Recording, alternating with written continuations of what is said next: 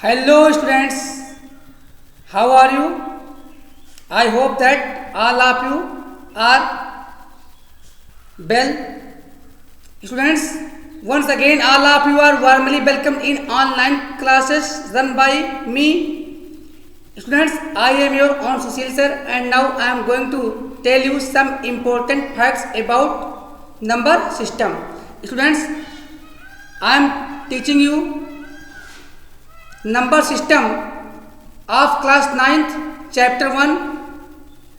Students, my topic is real numbers and their decimal expansions.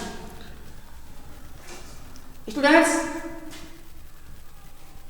take three rational numbers 10 upon 3, 7 upon 8 and 1 upon 7. Now we will try to find decimal expansion of these numbers. So we divide 10 by 3 and find 10 upon 3 equals 3.333333 and so on. Students, here remainders 1, 1, 1, 1, 1 and so on, and divisor 3, but only here only one digit 1 repeats, 3 repeats. Now we divide 7 by 8 and find 7 upon 8 equals 0.875. Here remainders 6, 4, 0 and divisor equals 8. Here decimal expansion ends after some step. This means we get remainder 0. Now divide 1 by 7 and find 1 upon 7 equals 0.142857. 142857. Here remainders 3, 2, 6, 4, 5, 1, 3, 2, 6, 4, 5, 1 and so on. And divisor is 7. Here 142857. ये block of 6 digits. Repeats. It means if we keep on dividing 1 by 7, we get quotient 14287. After 7 we again find 14287 again. This means the block of these 6 digits repeats again and again. From the above examples we conclude that when a rational number that is in the form of p upon q is written as decimal expansion, we find only two cases. Students, remind that I have said a rational number in the form of p upon q. When we divide p by q, we find only two cases. Case first, the remainder becomes 0. Students, in the decimal expansion of 7 upon 8, we get 0.875. Other example are 1 upon 2 equals 0.5, 1 upon 4 equals 0.25, 1 upon 5 equals 0.2, 1 upon 25 equals 0.04, 1 upon 8 equals 0.125 and students 1 upon 125 equals 0.008. Students, after observing so much examples, we see that the remainders become 0 or decimal expansion terminates, means finish हो जाता है और ends खत्म हो जाता है after a finite number of steps.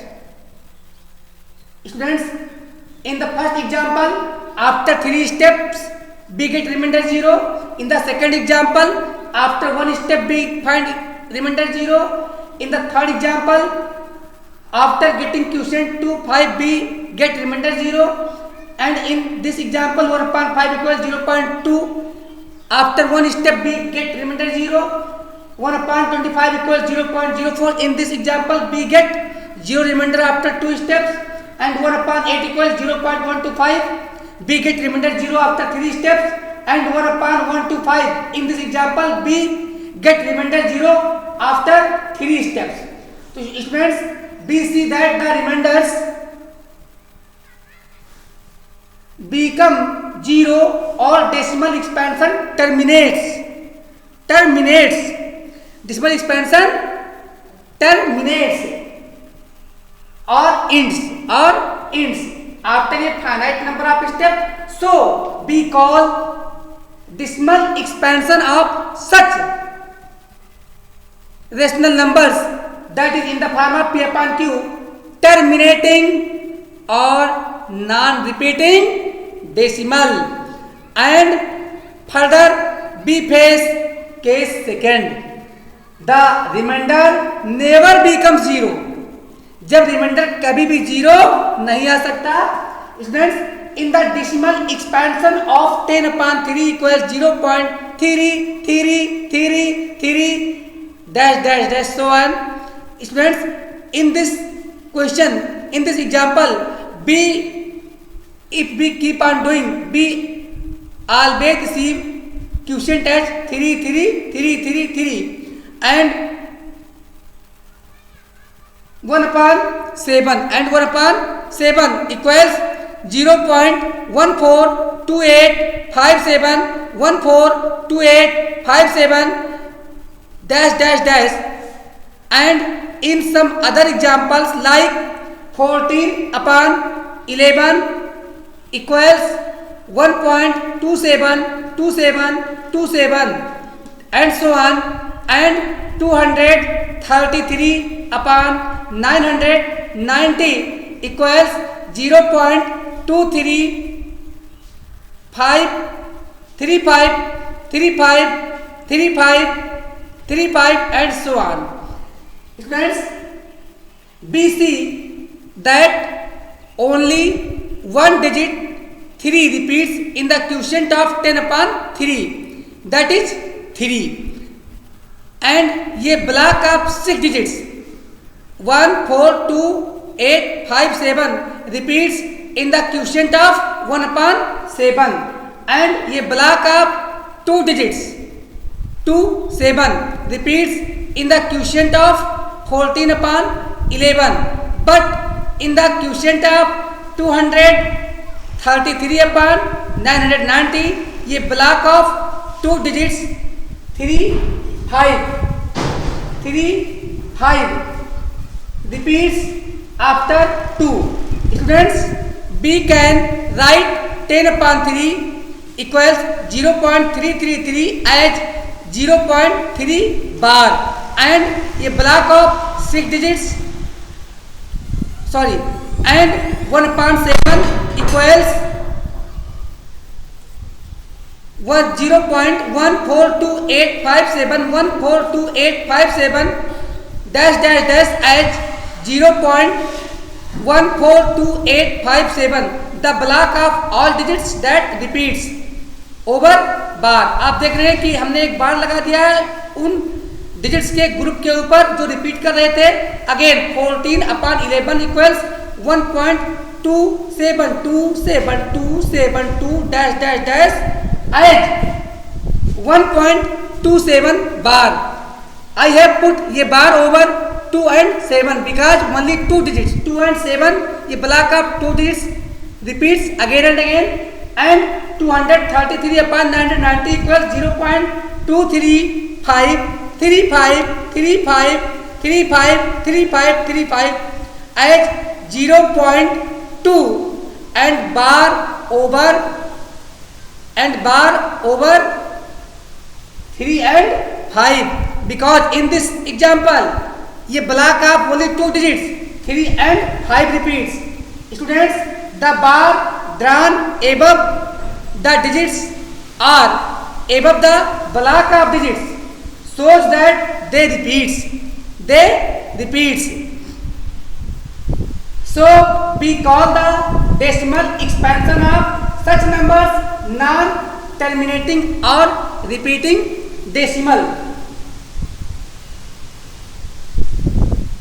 Student, now I am going to tell you a trick to find the nature of a rational number in the form of P upon Q if this rational number will give you a terminating decimal or non-terminating decimal.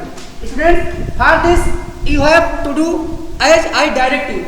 Students, first of all, write the given rational number, that is P upon Q, in its simplest form. For example, अगर आपको दिया गया है 6/12, तो पहले आप 6/12 को simplest form 1/2 में कन्वर्ट कर लें.